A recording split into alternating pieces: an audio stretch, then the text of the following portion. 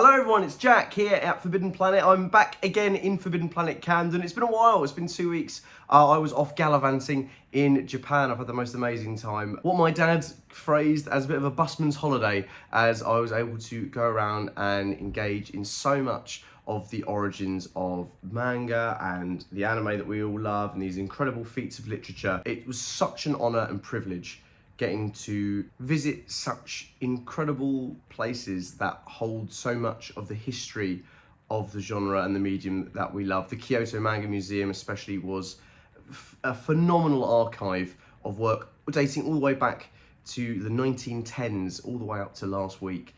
It's an incredible library and learning space and community hub, which was wonderful to visit, as well as I had the immeasurable honour and luck of being in Osaka at the time of the Shinro Masamune exhibit, which has just transferred over from Tokyo. Shinro Masamune, of course, being the mangaka of so many works, but possibly his most famous work, Ghost in the Shell. So it was brilliant getting to go around and view original art and hear sort of from the man himself in these translated infographics, and see his original collection of heavy metals, his original working tools, the very tools he used to make Ghost in the Shell.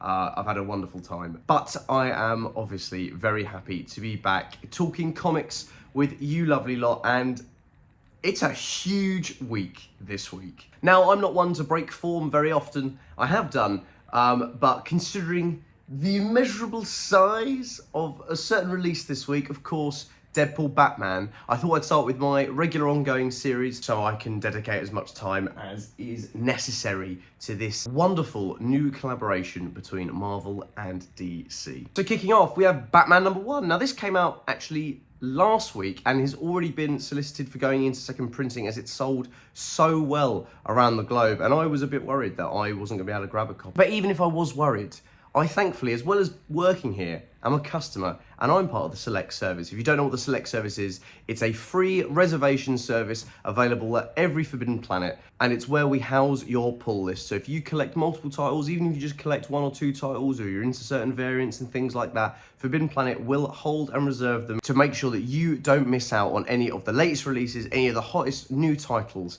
and just in case you're like me, you go on holiday. So yes, Matt Fraction's Batman #1. I would be remiss if I didn't talk about it. I was so excited for this book. Matt Fraction, I controversially love his X-Men run. I think it's brilliant. Obviously his work on Hawkeye and so many other titles over the years it's a murderer's row of fantastic work.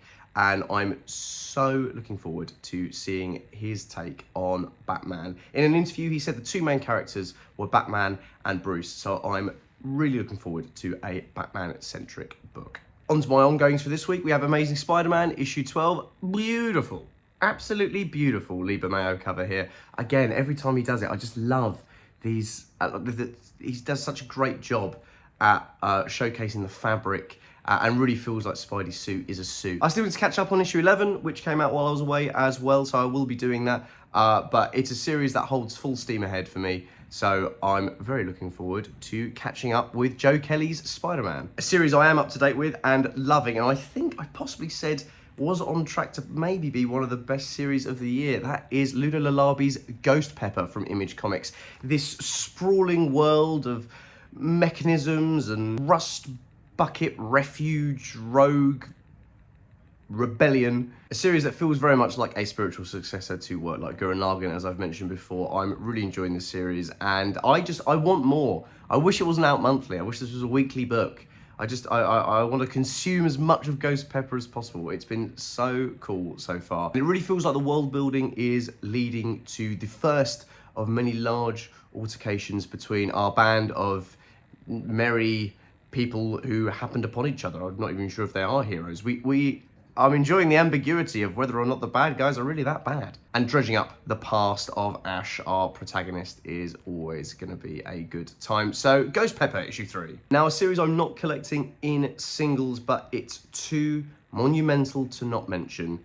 Transformers, issue 24. This is the last issue of Daniel Warren Johnson's run on the book. The man who kick-started Transformers #1 those 2 years ago, which is mad. and was doing the artwork, and then Jorge Corona obviously stepped up to the plate and filled the shoes immensely well. Issue 25 kicks off a brand new creative team of Robert Kirkman and Dan Mora, which is really exciting, but to not pay respect to these 24 incredible issues, revamping the Transformers as part of the Energon universe for Image, picking up that issue 1 and then reading the rest subsequently in trade. It's so full of life, it's so energetic, it is, as always with Daniel Warren Johnson's work, it's so heartfelt. And Transformers, famously a series that will make you cry over robots and machines all the time. And DWJ kept up that trend. It's been a wonderful series. Congratulations to Daniel Warren Johnson and Jorge Corona and Mike Spicer on one of the best comic runs in a very, very long time. More for my ongoings, of course. Fantastic Four, issue 3 from Ryan North and Humberto Ramos with this fantastic Tran Nguyen variant cover. As I've mentioned throughout, the Fantastic Four are lost through the time stream, but already in issue 3, are we starting to see them come together again at the mercy of Sorcerer Supreme, Emperor Doom. So even 3 issues in, there's a lot of suspense and a lot of tension. Again, I'm not really up to date with One World Under Doom. I was waiting for trade paperback, but I feel like I might have to dip in a little bit and catch up just to get the full brunt impact of Fantastic Four. But even without One World Under Doom, this is a stupendous series and I'm really enjoying it. Another one I'm picking up this week is Star Wars Boba Fett Black, White and Red. Yes, the latest character to get the black, white and red treatment. We've already had Darth Vader and Darth Maul in the Star Wars lineup of characters have this treatment from Marvel, and also other companies are doing it for their own IPs and different characters, but it was time for Boba Fett to have his moment in The Two Sons. This being a little different to the other series that we've had before, as this is an entire one-shot, this whole story, as opposed to shorter stories and only a few pages from each artist. This entire issue is all one big black, white and red Boba Fett story, so that's really cool. The beginning of a new solo creator series. No Man's Land from Image Comics is here. From writer-artist Simon Kodransky, No Man's Land follows the unraveling diplomacy and intrigue and mystery as a murdered woman is found across the ice bridge that connects the USA and Russia for only 3 months out of the year. Very reminiscent of that series, The Bridge. I don't know if anyone ever watched that TV series, the Nordic TV series about it's a body found on a bridge that connects Sweden and Denmark. It sounds very similar, which was a brilliant series, which I love and highly recommend. So this obviously in 1963, so a lot more tense between Russia and America than it is between Sweden and Denmark. You know, the Red Fear and of course the Cold War in full stride. So I think a series like this is going to hold a lot of mystery, and you know I love a mystery. So No Man's Land issue 1. All right. I know what you came for. I think there's another little book out this week. Of course, I am joking. The much anticipated Deadpool Batman issue 1 is here. The first of 2 one-shots from Marvel and DC, this being the first Marvel published issue with Batman Deadpool coming out later in the year from DC. These 2 one-shots see a slew of creators lend their talents, not just to Deadpool and Batman, but a host of Marvel and DC characters as they battle it out, duke it out, collaborate, amalgamate. It's a stupendous lineup for a series of mini one-shots. This is essentially like an anthology of crossovers, which is just great fun. Deadpool and Batman obviously being the main draw, with Zeb Wells and Greg Capullo lending their writing and artistic talents to the main focus of the book. But they aren't the only ones in here, and this is obviously not the only cover available. Now, there are so many different covers available for Deadpool Batman. I'm just going to go through a few of my favorites and talk about the other one-shots inside the book. But if you want to check out the full range, head to your local Forbidden Planet, of course, or head to our website, forbiddenplanet.com, where you can order all of these variants. But please do not wait. We have seen this time and time again where people are like, yeah, that'll be around for a while. This is possibly one of the biggest crossovers of the last 20 years. When's the last time Marvel and DC collaborated in such a fashion with 2 huge one-shots? I think it's an incredible feat.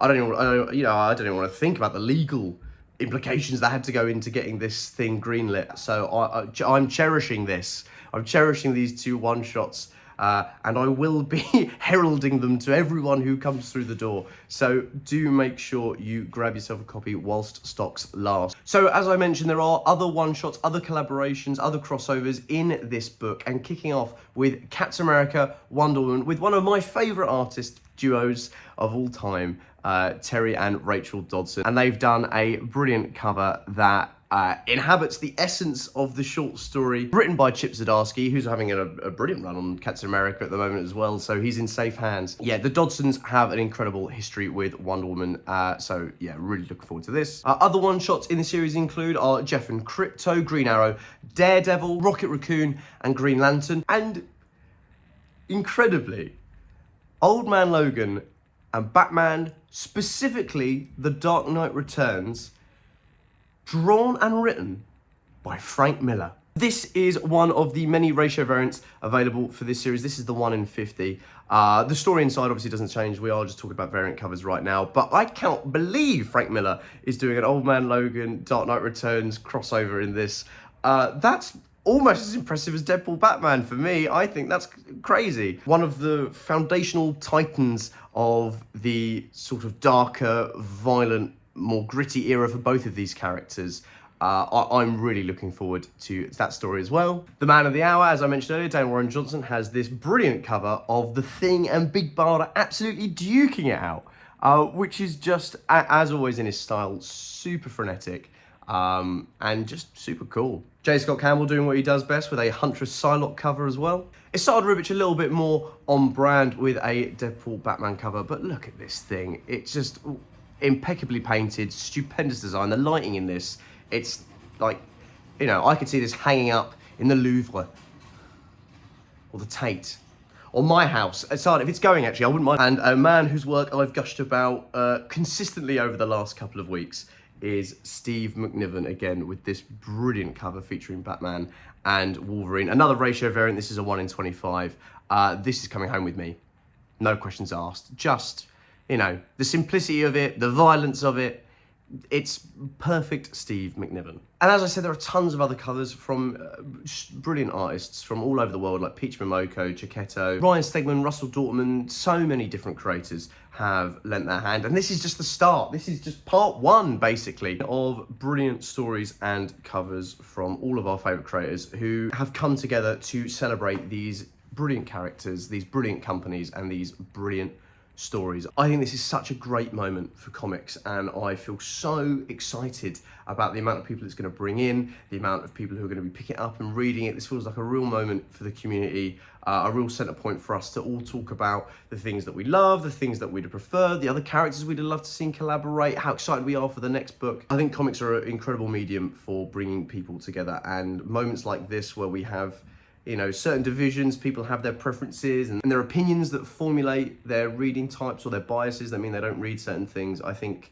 books like this are a great way to join people back up together. So I'm really excited to chat with all of you about the series and everything that comes along with it. And I'm so grateful to be back here on Forbidden Planet TV, back in Forbidden Planet Camden, surrounded by my brilliant colleagues and friends, and all of you wonderful customers and, again, friends who we get to share in the love of this incredible art form and literary giant. So yeah, thank you as always for listening. I appreciate it's a big video this week. I feel like I say that every week. They're all big videos, but there's always so much to talk about, and I wanted to show off a little bit about my Japan trip.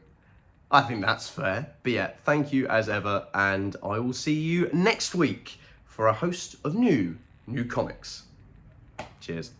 If you're enjoying watching Forbidden Planet TV and you're enjoying watching us talk to the world's most interesting and accomplished filmmakers, authors, artists, musicians, creators, subscribe right here. See you soon.